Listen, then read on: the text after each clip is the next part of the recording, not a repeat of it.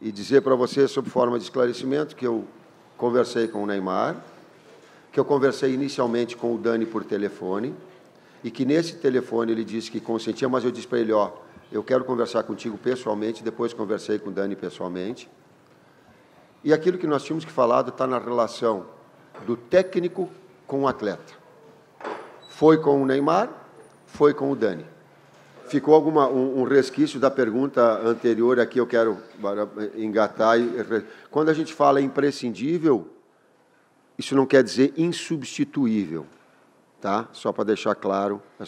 Imprescindível é imprescindível na medida que a qualidade, num grupo, eu não vou ser imprescindível um atleta da qualidade do Neymar. Mas insubstituível ninguém é, em lugar nenhum, em qualquer que seja o posto.